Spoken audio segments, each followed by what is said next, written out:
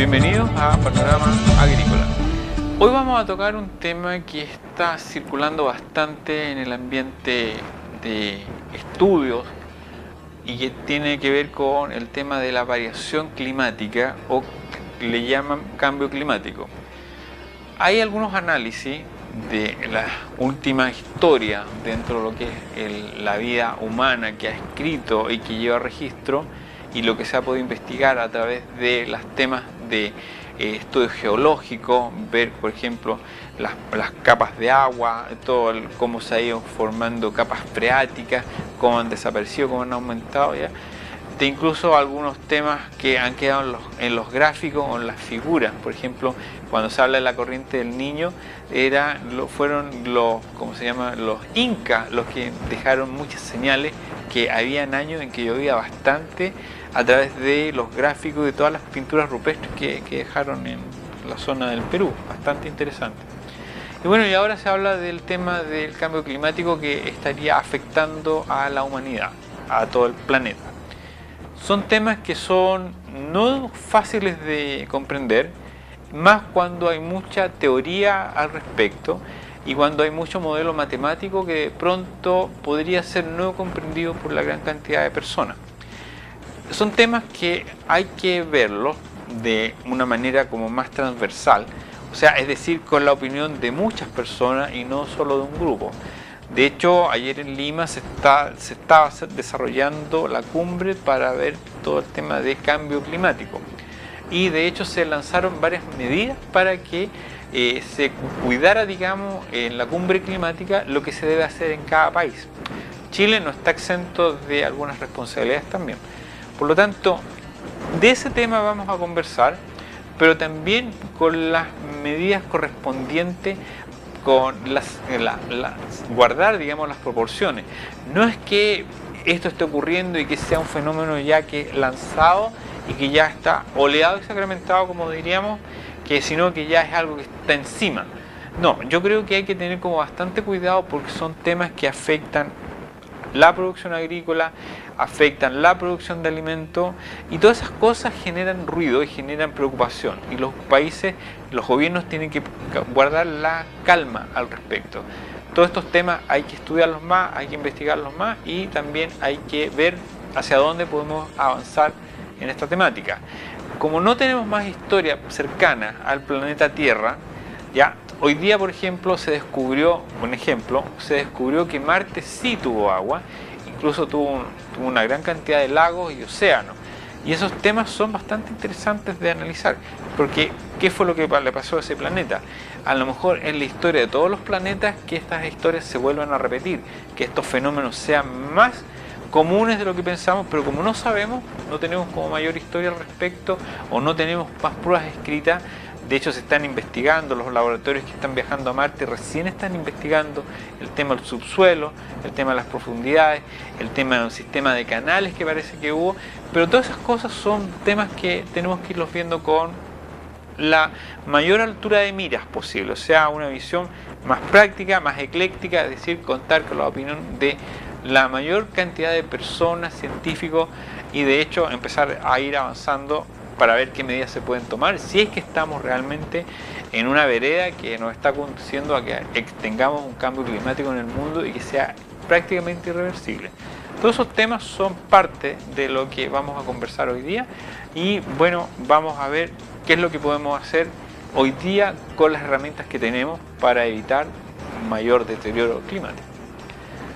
Bien, el tema, digamos, del cambio climático, como se le llama, está en el fondo generando mucho ruido y mucha incertidumbre respecto a si el planeta o los continentes o los países productores de alimentos van a poder continuar en esa senda de producción. Hay que tener mucho cuidado, porque si bien es cierto, tenemos en América Latina, lo habíamos conversado en uno de los programas anteriores, que va a ser prácticamente una de las, fuentes de alimentos, va a ser una de las despensas de alimentos. Tenemos que contar con uno de los recursos fundamentales, que es el tema del agua. De hecho, hay que pensar también en abastecer mucho el mundo con alimentos desde acá de América. Pensamos también que no es llegar y decir, bueno, lo que no produzcamos acá lo vamos a producir en otro continente. Ojo, porque hay problemas que rayan, digamos, en la ingobernabilidad.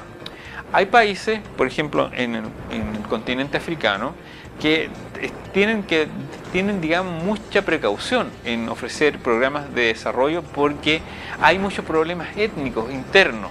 ¿Ah?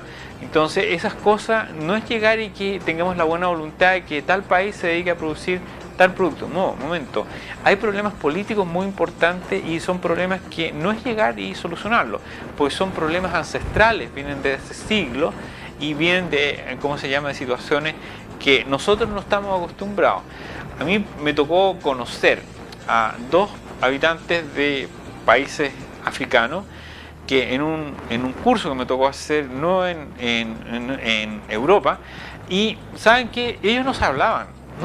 ¿Por qué? Porque eran de razas, de tribus diferentes, o sea, no se hablaban. Y uno era porque vivía más al norte del país y el otro vivía más al sur del país.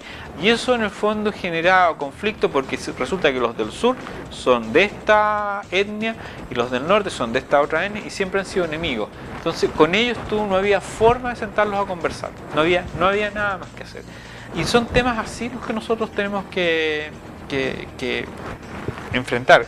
Y que no es llegar y cambiarlos, tenemos que ver, digamos, de qué manera podemos encontrar puntos de encuentro. Pero cuando hay problemas ancestrales, los puntos de encuentro no se encuentran, simplemente no existen. Y simplemente son los mismos afectados los que cierran la posibilidad de hacer cualquier, digamos, concesión respecto al otro.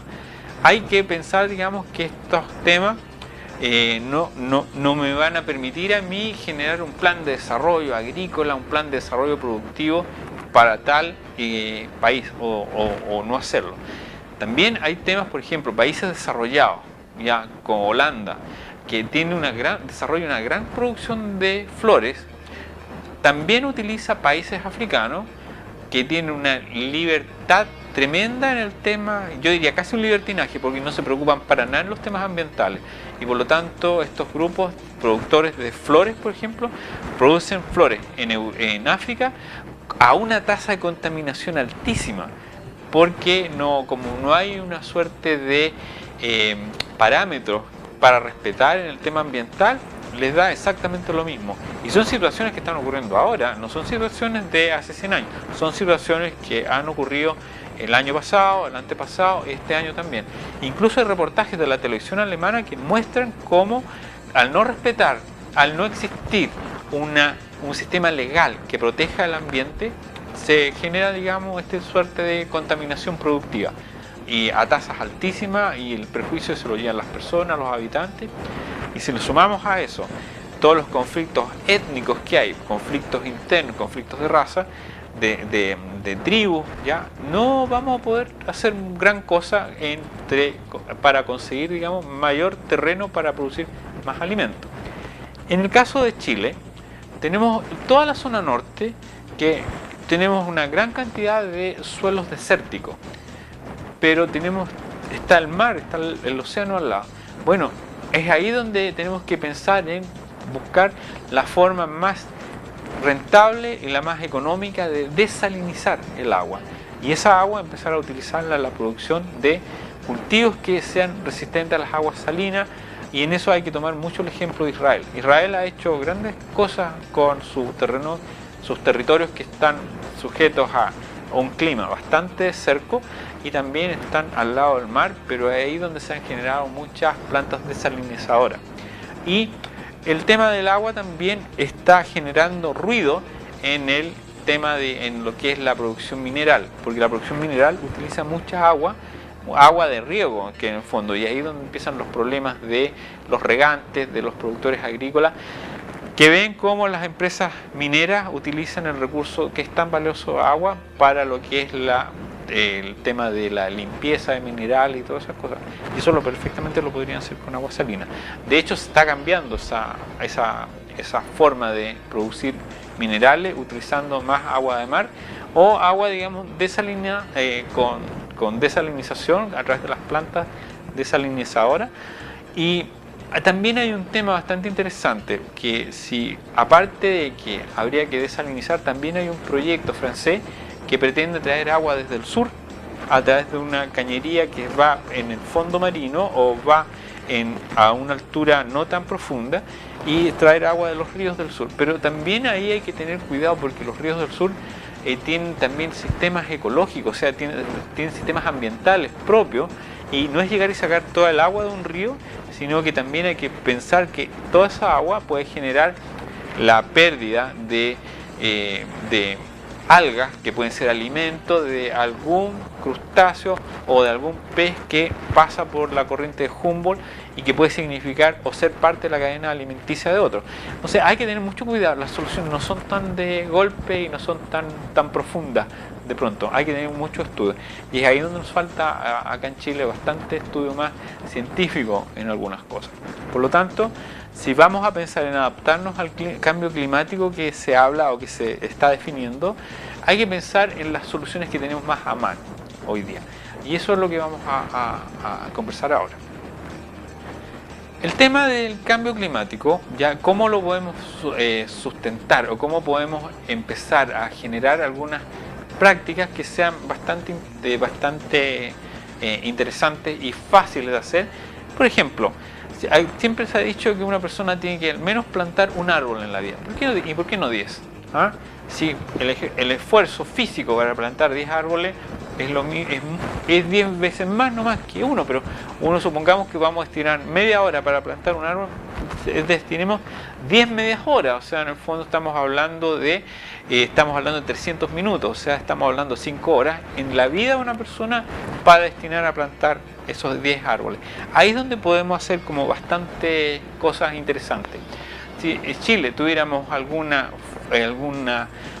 una mayor conciencia ecológica en el sentido de respetar el ambiente y generar más acciones proactivas para mejorar, digamos, el ambiente, la plantación de 10 árboles por persona les aseguro que es la nada misma, pero 10 árboles en un país de 17 millones son 170 millones de árboles.